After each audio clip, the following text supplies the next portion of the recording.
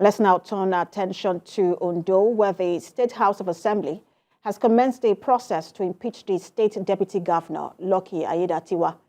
The House has directed the Assembly clerk to write the deputy governor to respond to the allegations of gross misconduct and abuse of office leveled against him.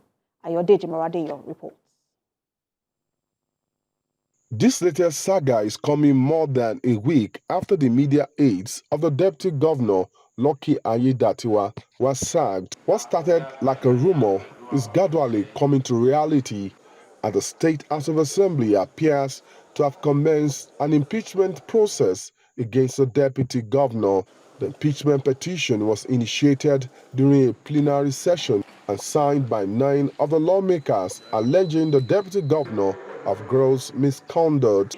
The majority leader, Oluwole Ogunmola-Suyi, who moved the motion, quoted Section 188 of the Nigerian Constitution and stressed the need to write the deputy governor over the allegations. I move a motion that the allegation of misconduct against the deputy governor of Ondo State, Honorable Lucky Aiyedatiwa, according to the Section 188 in the Nigerian Constitution, I hereby move a motion that this Honorable House shall write to the Deputy Governor of the allegations leveled against him. The Speaker instructed the Clerk of the House, Jaiyola Benjamin, to write the Deputy Governor demanding its response to the allegations leveled against him within 7 days. On this allegation of gross misconduct against the Deputy Governor of Ondo State and the Governor of Ondo State and the Deputy Governor of Ondo State, Honorable Lucky Aiyedatiwa, the House should do the needful. The Deputy Governor has 7 days to reply to the petition written by the lawmakers. Aiyedatiwa, TVC News, Akure.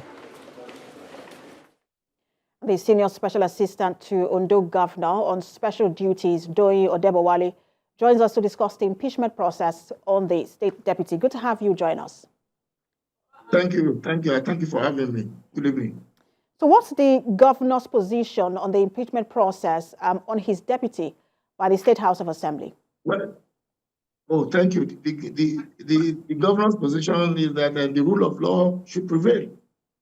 The governor, the House of Assembly is a separate arm of government, saddled with the responsibility of overseeing what the executive and the judicial arm of government, We have heard, all right. So basically, the major accusation here, in that petition is gross misconduct. Can you help us break down what gross misconduct means?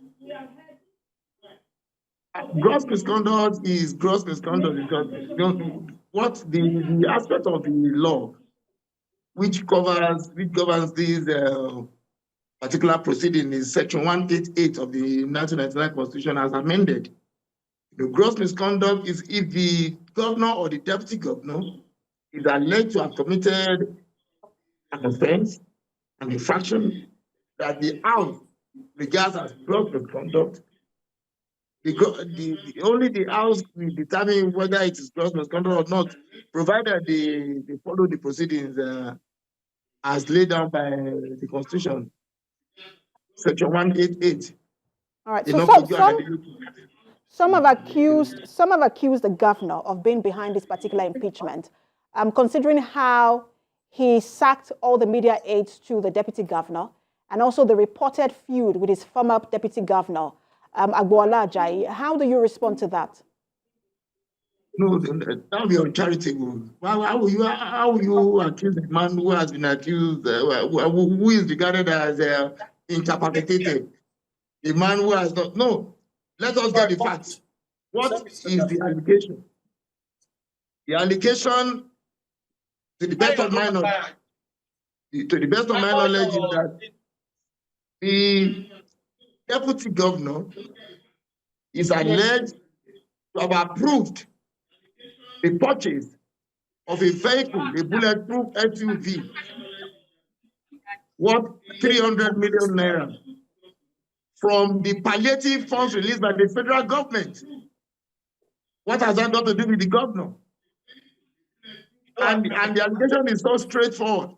If the deputy governor has not done that, if he has not approved the purchase of a bulletproof 300 million naira worth of SUV from the palliative funds released by the federal government to take care of the people who are considered the vulnerable in the society, then of course, I mean, it's going to be a bloody waste of time. But if he is found to have done that, he shouldn't stop at that.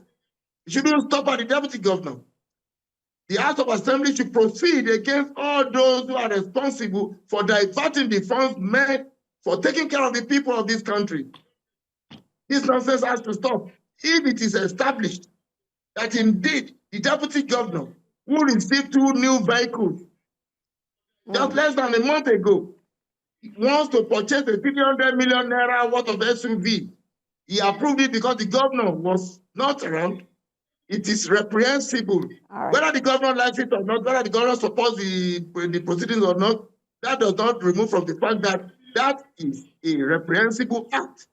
Right, so, all these people who divert rice, bags of rice, Mr. Odebowale, this is one should not be spared. This is one proceeding and process that we'll have our eyes on, and I will see how it plays out. Thank you so much for talking to us. Senior Special Assistant to Ondo Governor on Special Duties, Doyin Odebowale. I thank you for having me. Thank you so much.